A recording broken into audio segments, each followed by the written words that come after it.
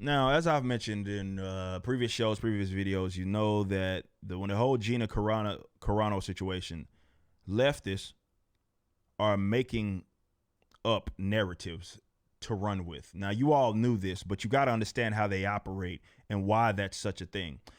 They don't see the world as the world actually is. You heard me say this multiple times. They see it for what they want it to be. So they speak things into existence. They try to talk it into existence. It doesn't matter if now anybody that's no, it's not up for my opinion. It's not up for debate. It's not up for dispute. Gina Carano did not say anything that could be mildly considered about being anti-Semitic. That's not how it works. She didn't say anything that was anti-Jewish or anything, but that's how they present it because they wanted her gone. Okay? They wanted her out. Now, we know that this is not equal. This is no, well, if she was part of some other business, they would do the same thing. No, they wouldn't. You see that in the same field that she's in, the numerous amounts of people that not only are hired by the same folks, with like guys like Pedro Pascal, who have really made a comparison and made it worse, where you say basically half of the population, you equate them to Nazis. Half the voting population, that is. You equate them to Nazis.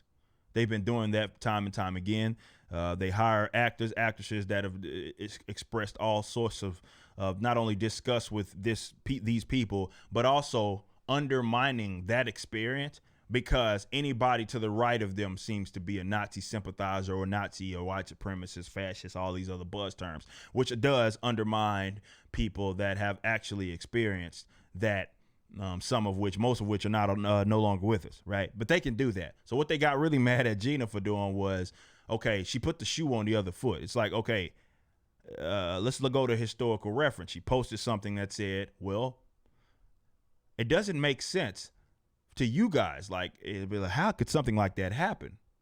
Well, the same tactics that are being utilized right now.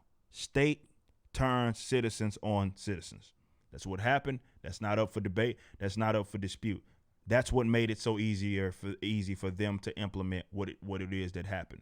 Now, you can sit up here and say, well, it's in bad taste. Or again, you did that. So no, you don't even care about that. It's not that it's in bad taste, but that's what is happening. You can be upset with it, but that's what's happening when you see state and extensions of them, their cathedral, turning people on each other as they get away with the loot. So it was just a mere comparison about that specific act. And people do that by way of politics. She didn't even specify whether Republican, Democrat, Libertarian, or anything. And to be honest, she didn't have to. Because, yes, that's what happens. It is on a political slant. That's what we deal with when people get attacked for being who it is that they are. You can sit up there and try to gaslight and act like that doesn't happen. But we've seen how you crackheads have been acting for the last, months. Certainly post George Floyd. You'll punch, you'll destroy their businesses. You'll do all of that to people just because you call yourself mad. And especially if they wear a hat that you don't like. You'll jump them. You'll do stuff that you don't. This has been happening. Now, they don't want to acknowledge that because they, again, see themselves as the good folks. They can never be the baddies. So they gaslight. They make up false narratives. And I guess I can see where that's so frustrating to a lot of you guys that are looking at this like, wow, the playing field doesn't seem to be equal. That's because it's not. You're dealing with not reasonable people. They're not rational. They will low blow you. They will hit you in the back of the head with a chair when the referee's not looking. That's the type of people that we're dealing with. Eddie Guerrero tactics. Lie, cheat, steal. That's what they do. They don't care to be consistent. This is why the only time when you point out their hypocrisy, the only people that matters to is a person that is central or that is an outsider looking in, a spectator. Them, that doesn't matter to them because they don't care. So you're actually just wasting time trying to appeal to them by saying, look what you did. They don't care. But the thing about this that's hilarious to me is that Gina Carano didn't miss a beat. She didn't bend over. She didn't say bend the knee. She didn't say, I'm done. Had a great opportunity to work with one of the largest franchises in the world.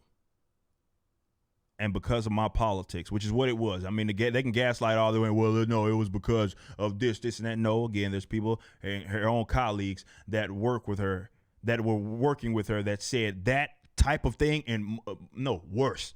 that's still employed. It is insanely political. There is no leftist equivalent in Hollywood to what we deal with Gina Carano. When someone outs themselves, you hate them and you want them gone because you feel that you own it, whatever. But the thing is, she doesn't miss a step. She does this deal, whatever, with Daily Wire and all that's going to be coming. And of course, they demonize it. They say, oh, haha, she is downgraded, blah, blah, blah. And what you're saying is how these guys feel about anything that's alternative to them. And that's the point that I wanted to make. They think that everything that they do is the only way to do it. It's the legitimate way to do it. So they see it as a downgrade. Which, okay, no, Daily Wire isn't Lucasfilm. They don't have the money. They don't have the resources. We get it. But to act like she can't become a absolute rock star, or in this case, a superstar actress, shows that they don't think you guys have any power. And this is why I've been constantly making the case that if you are a person like myself, who participates in entertainment and in subcultures, out yourself immediately. And it is on the people that you now see how crazy this has gotten. You've neglected culture for a very, very long time. You say we didn't need it. It's one of those pillars, as my man Yaku Bullion says, of things that you just neglected for decades because you thought, well, I'm the smartest person in the room and we can just use politics. No, you see the politics on the downstream. It's the lagging indicator. Culture comes first. That's where the leftists won. They realized if they got control of that, they got control of the future. Goes both ways. Yes, they will ostracize you, but also you've neglected it. You've been crapping on it, and some of you guys still do. BoomerCons do it right now with video games. I will continue to reiterate that because that is a real life working example of what it is I'm talking about. But what needs to happen? Because they think that y'all ain't got it in you. So you can show them that, no, we got it in. It's half of the damn voting population. Imagine if you put all that effort and energy that you put in consuming the media from people that hate you, that will, you lace them up and they'll say, man, I've won this award and I hate you. You're a bad person. You're a fascist. You're a Nazi sympathizer. You're blah, blah, blah. Imagine if you put all that effort into supporting, say like a Gina Carano. She can be one of the biggest actors in the world. She could. She really could. So when it comes to the investors, invest in people like that. That stuff that you've been neglecting for a long time that you thought didn't matter, you see how it matters more than it ever has. Engage. Show support to these people. Out yourself if you're a creator, show support. Show support if you're one of those consumers. And turn these guys into damn rock stars. Musicians, artists, actors, actresses, athletes, anybody that's non-political, that engages in a subculture, make them rich, famous, and influential.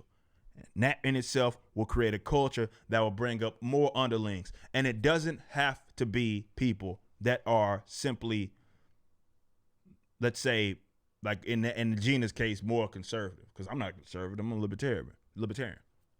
Let's say non-leftists, freer thinkers. Let's say that. Okay?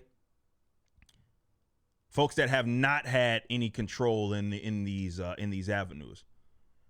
Out yourself, and to the supporters, I encourage you to go support them unlike you ever have. Make these guys bigger and larger than life. And let them, the blue check marks, let the people that control the brands, unfortunately, that they've ran into the ground, that hijacked, let them be mad. But you need to turn these folks into the richest, famous, most influential people, much like you have the folks that hate you.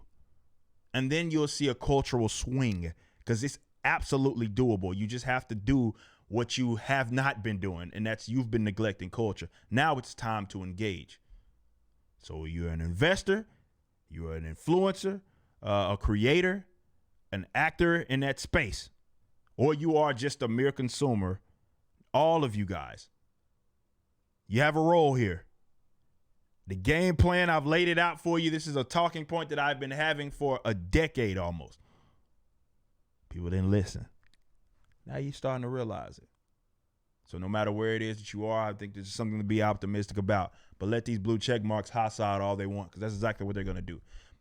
Whether you know it or not, you have the power to turn Gina Carano into one of the biggest actresses in the world. Just put that energy into her work that you put into the people that hate you. And to the creators, and this is the last thing I'm going to say. So whether you are an actor, when I say creator, I mean an actor in the space. So no matter what the subculture is, if you're a video gamer, if you're a streamer, right? If you're a actual gamer, if you're a actor, you're actually an athlete, you're a participant in in that subculture, writer, doesn't matter, director, producer. Y'all need to work on y'all's crafts and be the best that you possibly can. Because simply being not leftist and a creator isn't good enough. You need to be a creator, but also need to be good. You don't need to just create I'm just a libertarian version of a libertarian influencer. No. You need to be good. You need to beat on your craft. You need to be actually excellent at what it is that you do. Right? Just being trash ain't good enough. Or just thinking that, I got the good ideas and I'm just not one of them. No. Y'all got to actually be good at what it is that you're doing.